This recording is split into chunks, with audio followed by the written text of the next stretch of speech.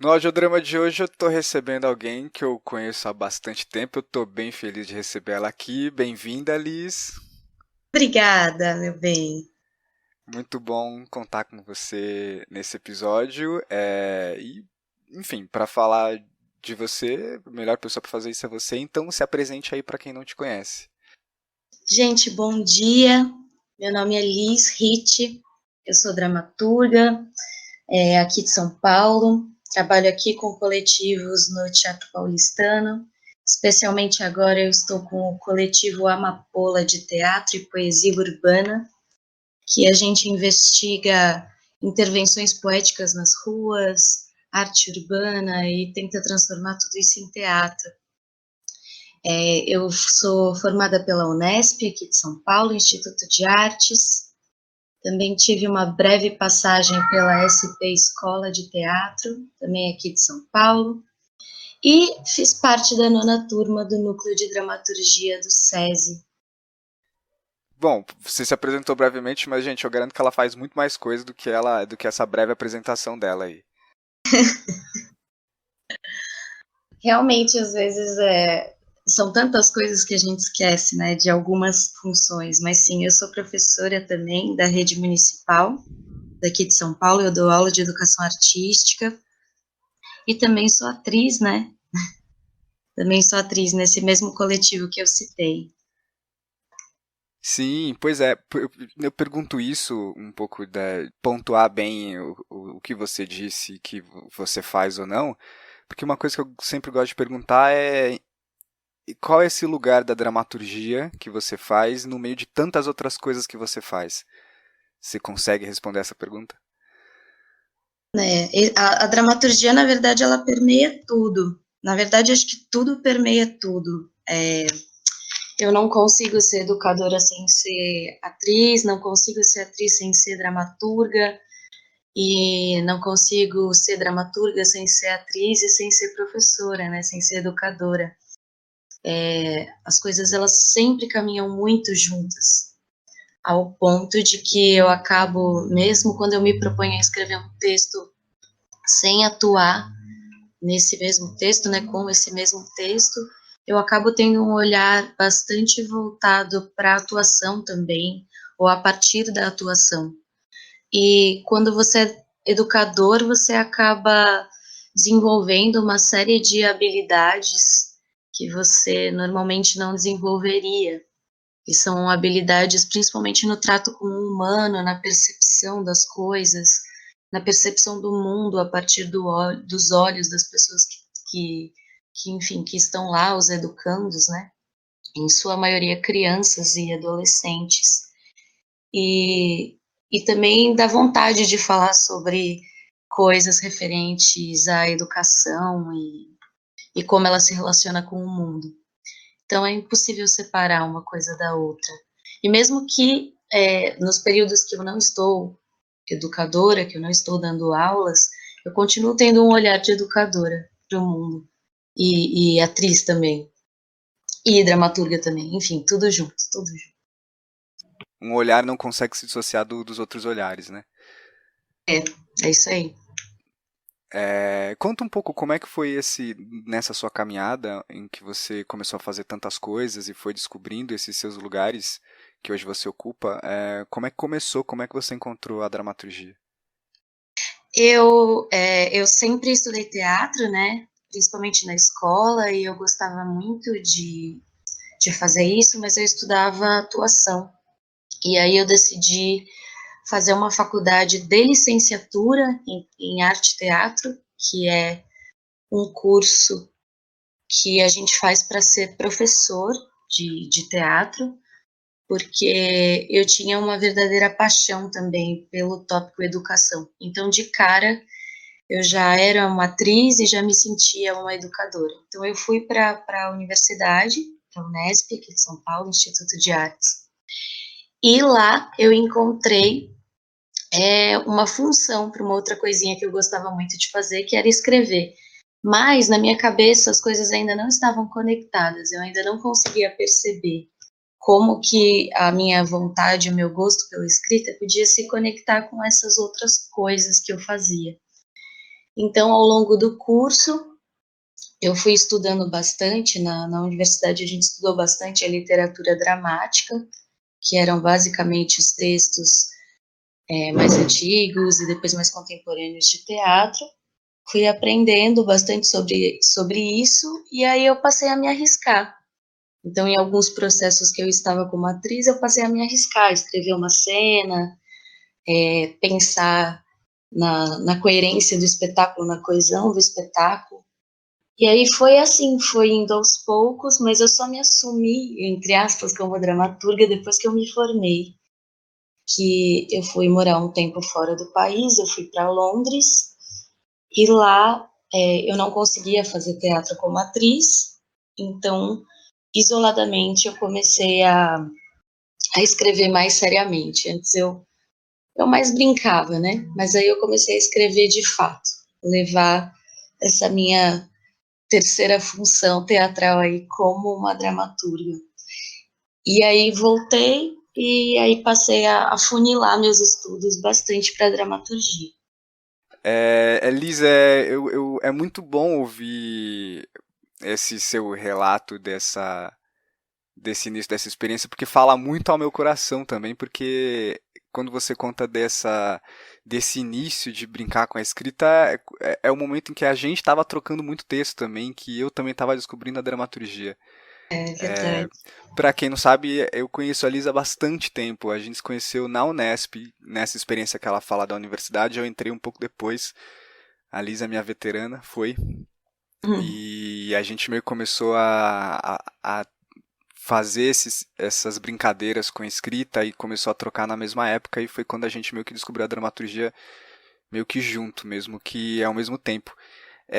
E é essa experiência de te conhecer que eu digo com tranquilidade que acho que não eram apenas brincadeiras o que você fazia, porque a gente ainda continuou trocando textos ao longo do tempo. E é muito visível uma característica muito própria sua que desde aquela época permeia os seus textos ainda até hoje. Eu, por exemplo, percebo que em termos temáticos, os seus textos eles transitam muito nesse lugar de como é que eu posso dizer o que é uma característica, mas sem querer fechar o seu trabalho numa coisa, entende? Mas é na questão do afeto, na questão de uma poética muito particular sua, numa maneira de escrever, nas imagens que você se utiliza, um conteúdo simbólico muito forte. Isso foi amadurecendo ao longo do tempo, claro, mas desde o início mesmo quando você escrevia aqueles textos que eu acho que é meio que o início de todo mundo na dramaturgia, pelo menos dos textos que eu já recebi de pessoas que participaram ou vão participar aqui do podcast, é muito comum no início delas ter textos muito. Os primeiros textos serem de duplas, de parceiros conversando e tratando, refletindo sobre o amor, sobre o relacionamento, uma visão de mundo se formando nesses textos. Acho que quando você fala do início dessa sua escrita, e o nosso, inclusive, é meio nesse lugar, mas você já apontava por uma direção muito de alguém que, no seu jeito certo de dizer, talvez militava por essa poética de levar, por meio dos textos, uma visão de esperança e de amor e de afeto, sem ser piegas mesmo. Uhum. Posso estar errado de estar falando tudo isso, de definindo assim, mas como é que você vê isso? Não, eu acho que você está certo. Eu tenho uma questão muito forte, que na verdade eu persigo essa questão, que é basicamente uma questão de desafiar a forma. Pelo jeito, eu entendo a dramaturgia como um processo, né? Ela é como se a dramaturgia ela fosse se escrevendo junto. Toda e qualquer dramaturgia. Eu gosto muito de textos que eles podem ser lidos de muitas formas. Eles podem ser percebidos, principalmente, de muitas formas. Eu gosto muito de rubricas que não dão instruções diretas de cena, mas que dão indicações sobre o que eu entendo que aquela cena traz de sensação. Eu gosto muito disso, que eu chamo basicamente Uhum. de uma dramaturgia lírica. Eu tenho essa questão, é uma questão que eu investiguei no mestrado agora, e, e que, na verdade, eu cheguei a muitas perguntas, né, ao invés de respostas, e que eu entendo que essas perguntas elas vão continuar sendo perseguidas na maneira que eu escrevo. É, eu entendo que quando as pessoas, né, enfim, as personagens, as figuras, elas percebem o mundo a partir da subjetividade delas, elas necessariamente percebem as contradições do mundo também. E isso não é só, não diz respeito só à estrutura que seria própria da lírica, né, como literatura, mas também quando eu percebo o mundo a partir das suas contradições, eu não percebo o mundo só nas contradições entre eu e ele. Eu percebo o mundo nas contradições dele mesmo. Então aí tem um dado histórico, tem um dado narrativo, tem um dado que é próprio do mundo. E eu gosto muito desse olhar, que é subjetivo para as contradições do mundo. E por ser subjetivo, muitas vezes é difícil defini-lo de maneira mais objetiva ou direta. Então, é uma questão, na verdade. Eu ainda não sei responder se isso é possível, mesmo depois de um mestrado, enfim. Mas é como eu gosto de investigar, é como eu gosto de olhar para o mundo. Se eu for uma pessoa consciente do mundo que eu vivo, é impossível que eu não me afete por ele, no sentido subjetivo. Então, acho que você está certo de definir que existe sim isso bastante. Eu também gosto muito de diálogos em que se constrói essa contradição entre duas subjetividades, essas rubricas que trazem sensações, e, e é isso, e aí eu faço investigações em relação à forma e à estrutura.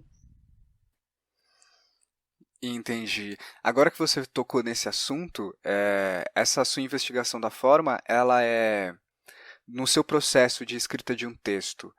Ela é o ponto de partida desse processo? Como é que é a escrita de um texto para você? O que surge primeiro e como você desenvolve isso, considerando que você tem essa sua investigação particular, né? Depende muito, depende se eu estou partindo de uma notícia, se eu estou partindo de uma imagem, ou se eu estou partindo de uma sensação, ou até de uma adaptação de algo que eu quero, que eu tenho vontade de investigar, ou se eu estou partindo de um filme que me inspirou, de uma série que me inspirou, ou de uma música. Já escrevi textos que surgiram a partir de pequenos diálogos e que depois esses diálogos nem existiram mais. Já escrevi cenas que Uhum. surgiram a partir de uma rubrica muito poética. Já escrevi peças a partir de movimentos que eu considero historicamente absurdamente importantes.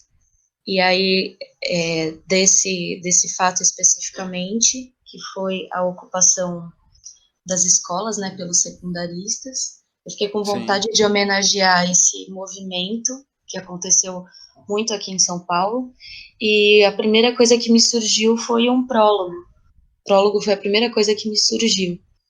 E muitas vezes acontece de a primeira coisa que me surgir desaparecer, né, se diluir no texto. Mas nesse caso, esse prólogo se manteve. Então você parte sempre do conteúdo, você diria, e depois vem essa questão formal? Ou você alguma vez, né, pensa primeiro nessa forma e depois do que você vai falar? Não, a questão formal ela vem sempre depois. Ela vem como um acabamento. Eu de cara já tendo a escrever assim, e aí a investigação da forma ela vem como um acabamento, ela vem depois. Uhum. Falando agora que a gente entrou nessa questão dos textos, já li vários textos seus, mas para o podcast, como eu faço com todo mundo, peço para me enviar algum texto que fazer uma seleção própria e enviar, talvez para ser pauta um pouco da nossa conversa. Você me enviou só o Esmalhas, que é o texto que você escreveu no núcleo. É, Isso. a minha pergunta é por que você enviou ele, e só ele? Mas se você quiser falar um pouco dele também, contar para quem não conhece. Fica à No vontade. núcleo, no núcleo de dramaturgia do SESI, o processo ele envolve a criação de um texto, necessariamente. E o texto que eu escrevi, ele veio de uma provocação que eu senti do mundo em relação a mim. Eu tenho muito o olhar para a questão feminina, para todas as questões femininas, né? Porque não existe uma só. E de sempre existe um poema de um poeta simbolista mineiro chamado Alfonso de Guimarães, chamado Ismalha. É um poema bastante conhecido, muitas pessoas conhecem. E esse poema narra a história de uma mulher que sobe numa torre e aí ela vê a lua e ela vê o mar e aí ela se joga dessa torre, o corpo dela vai ao mar, a alma dela vai à lua. Me pega muito o símbolo da lua como uma influência pagã, uma influência selvagem assim para essa mulher. Ao mesmo tempo, me incomoda alguns adjetivos que o Alfonso usa. Ele fala que ela enlouqueceu, né? E eu acho isso muito, principalmente quando a mulher entra em Uhum. contato com o seu selvagem, ela é considerada louca, subversiva e tudo mais. Isso é uma coisa que me incomodava no poema dele e eu tinha guardado isso dentro de mim para utilizar em algum momento. E aí, nesse processo de me incomodar com isso, eu descobri outras duas histórias.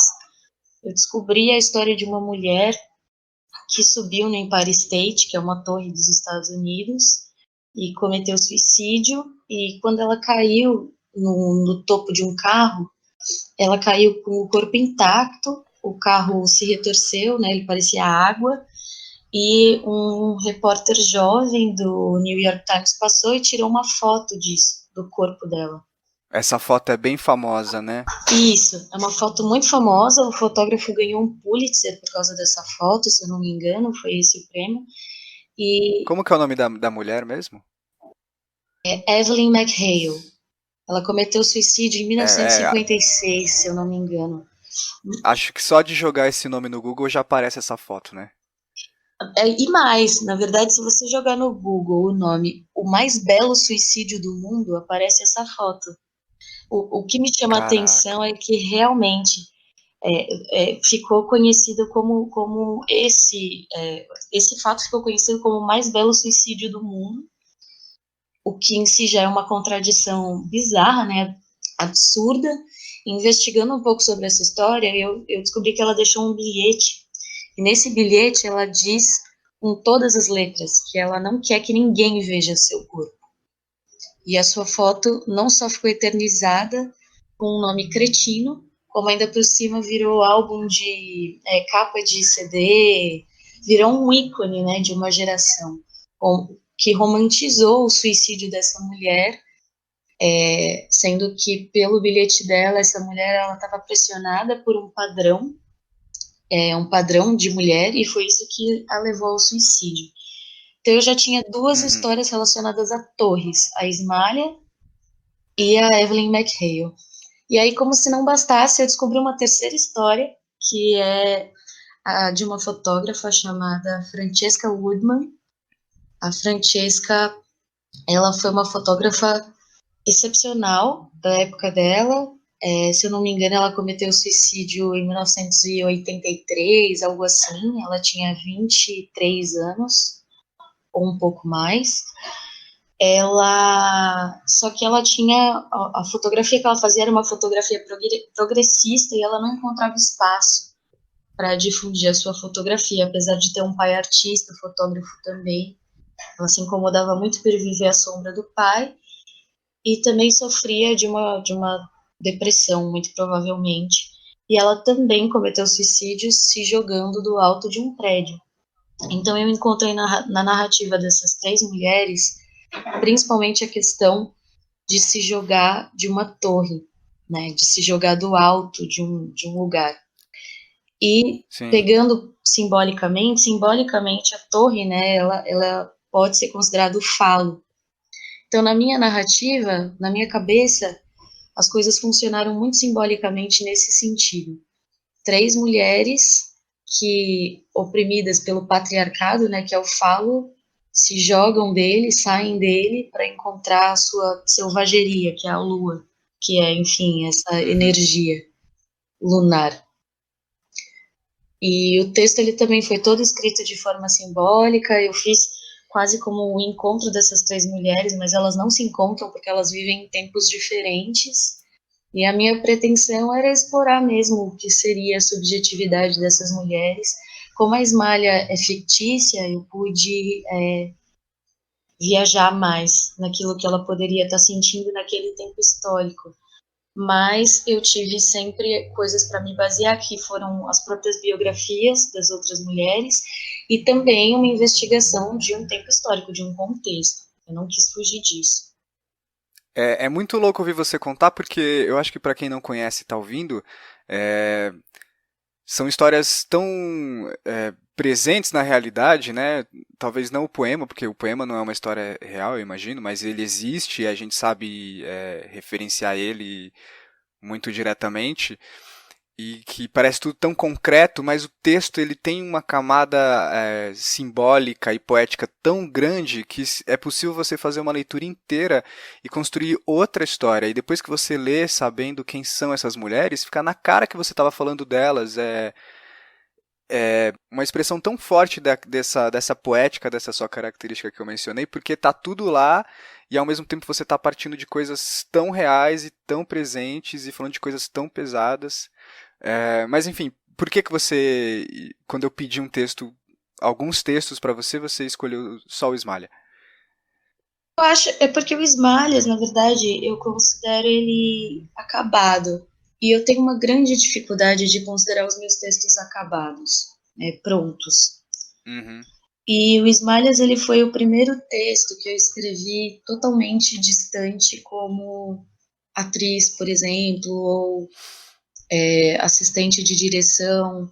Eu escrevi esse texto para ser um texto escrito mesmo, para que eu pudesse entregar na mão de alguém ou publicar, como foi publicado, né, na coletânea do SESI, e, e deixar ele viajar, porque o processo de escrita do Ismalhas ele foi muito sensível para mim como mulher, né?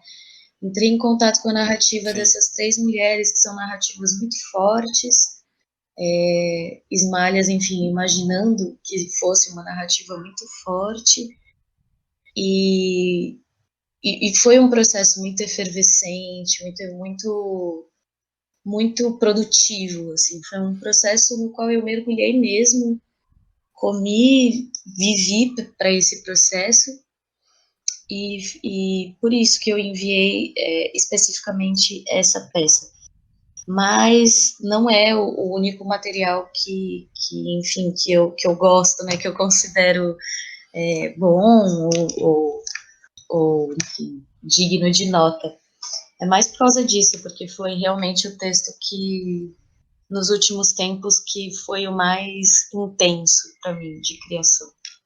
Nele, a última fala de personagem é a seguinte: é o caos que ensina o afeto. Quando eu li, eu pensei, só ela poderia ter escrito isso. Faz todo sentido. Eu acho que resume sim muito do que eu penso. Eu entendo o caos como um processo de mudança e caos é necessariamente um desequilíbrio que a gente entra para poder encontrar um equilíbrio.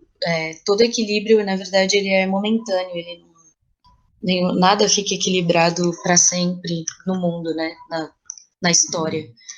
Então, eu entendo que sim, quando a gente entra em processos de caos, né, em processos de desorganização, de desequilíbrio total, é nesses momentos que nós somos obrigados a nos confrontar como seres humanos em relação ao mundo e, assim, nos obrigar a nos afetar pelo mundo em que vivemos, né? O afeto aparece aí como verbo mesmo, o verbo afetar-se, olhar para o mundo e perceber o mundo, me perceber parte do mundo. Quando está tudo aparentemente calmo, aparentemente confortável, é isso, né? Eu não me sinto obrigado a me deslocar do meu eixo, eu não me sinto obrigado a olhar para o lado, eu não me sinto obrigado a perceber nada que doa, nada que me chacoalhe. Então, sim, eu entendo que basicamente tudo que eu escrevo, como eu existo no mundo, é um pouco essa frase. E também complementando o fato de que faz muito tempo, né, que não houve um período em que não estávamos em caos, né? Faz bastante tempo que o caos é quase como um sentimento constante. Então faz bastante tempo que a gente, como seres humanos, que nós estamos num processo de ou nos afetamos ou morremos sozinhos. É basicamente assim como eu me sinto mesmo. Sim, sim. E pelos lugares que você ocupa, enquanto professora, artista, mulher, faz muito sentido você ter essa percepção, reconhecer esse caos, entender dessa forma, né? É bem bonito. Com certeza, com certeza. Você ocupar espaços uma educadora que quer fazer minimamente diferença numa estrutura que não nos permite sequer a saúde, que dirá fazer a diferença, você está inserido num contexto caótico. Quando você é mulher, ainda que eu sou uma mulher branca e cis, então eu não percebo alguns processos de caos, mas eu percebo outros. Então eu consigo perceber, consigo me afetar pelas situações de outras mulheres, pela situação das pessoas mais pobres, das pessoas que dependem dos serviços públicos. Tudo isso são processos de caos que viram um caos inteiro, e isso faz com que eu me afete por todos os lugares que eu habito. Bacana, bem bacana. Liz, a gente, para encerrar, você quer falar um pouco do seu trabalho com a Amapola? Que vocês estão, como, o que que vocês têm feito? Como é ser dramaturga de um coletivo independente numa cidade como São Paulo, tão efervescente, mas que ao mesmo tempo é tão difícil fazer esse tipo de teatro e para a gente emplacar um texto, a gente que escreve tanto e que pensa tanto, como que é como que é isso, como é o que vocês estão fazendo? Esse processo ele veio a partir de um texto meu também, chamado Amor Manifesto, o Poema da Pequena Morte. É um processo que vocês estão agora. Isso. Estamos Uhum. nesse processo desde 2015. Inicialmente éramos dois, eu e Felipe Ramos, que é meu parceiro, e eu entrei com o texto e na cena, e ele entrou na cena e na direção. E inicialmente esse texto ele fala exatamente sobre afetar-se, do ponto de vista do artista, da mulher, do homem negro, enfim. Depois a gente percebeu que outras subjetividades precisavam se envolver, então a gente entendeu que o texto ele funcionava muito como uma contestação de uma fábula que todos nós aprendemos quando criança, né? Todos, não digo, mas a grande maioria, que é a da cigarra e a da formiga, que é uma grande fábula exaltação ao capitalismo e ao trabalho insano como forma de redenção. Então a gente entrou nesse processo de contestação. Então o texto ele também é Uhum. a cigarra e a formiga, só que contestando a relação de trabalho, inserindo a condição do artista como um trabalhador também, desvalorizado, sem dúvida. E é um texto que ele traz uma voz poética, uma homenagem ao afetar-se. Então a gente traz a intervenção artística das ruas, artistas que se não forem para as ruas não são vistos, e o artista ele precisa ser visto porque quando ele faz arte é porque ele está se expressando e está se expressando em relação ao mundo. Estamos nesse processo desde 2015, muitas pessoas passaram por ele, mas hoje em dia a gente está com um elenco de 3 pessoas, eu, Felipe Ramos e Priscila Hortelã. Estamos com a direção da Uhum. Lilian de Lima, que também é da Companhia do Tijolo, enfim, é uma atriz paulistana Sim. maravilhosa. E vamos estrear, conseguimos captação pelo PROAC ICMS, que é um edital do Estado, estadual. Estamos com uma estreia Ah, que prevista, bacana. finalmente, para outubro ou novembro desse ano. Um dos movimentos nossos é, inclusive, levar essa peça para escolas, para adolescentes. Legal. Legal. Esse ano, 2019, vai que alguém tá ouvindo isso em 2153, não sei. 2019, Vai ficar aí, né? 2019. Liz, eu acho que é isso. Como eu peço para todo mundo, vou pedir para você também fazer uma indicação de uma indicação inspiracional de alguma coisa que você quiser, qualquer coisa, pode ser um livro, um filme, uma peça, qualquer coisa que Tá? parta aí de você. Eu gosto muito de mídias como séries e cinema para escrever. Eu acho que são mídias muito inspiradoras para qualquer escrita, para qualquer existência.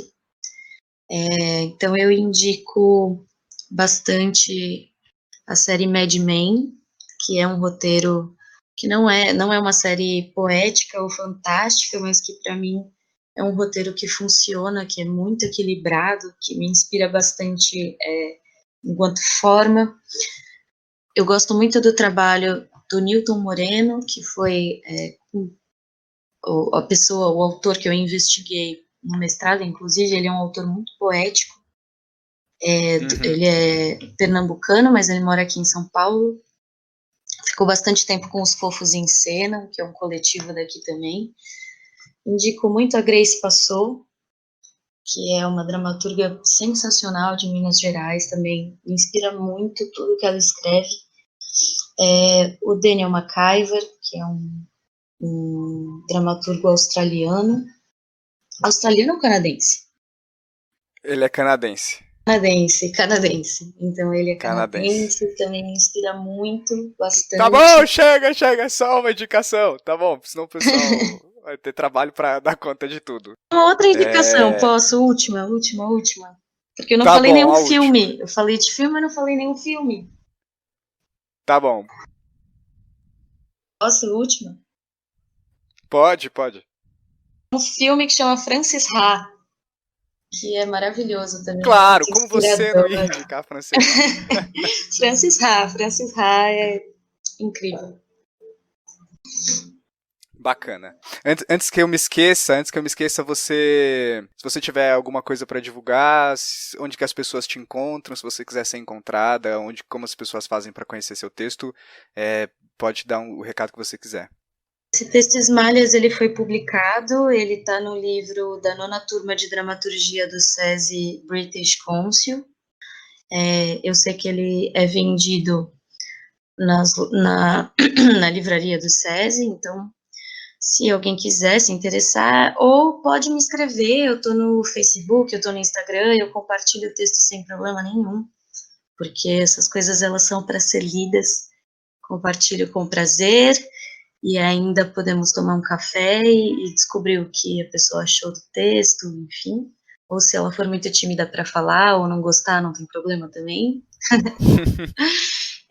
Mas eu queria agradecer e parabenizar a sua iniciativa, dizer que eu sou sua fã desde sempre, você sabe.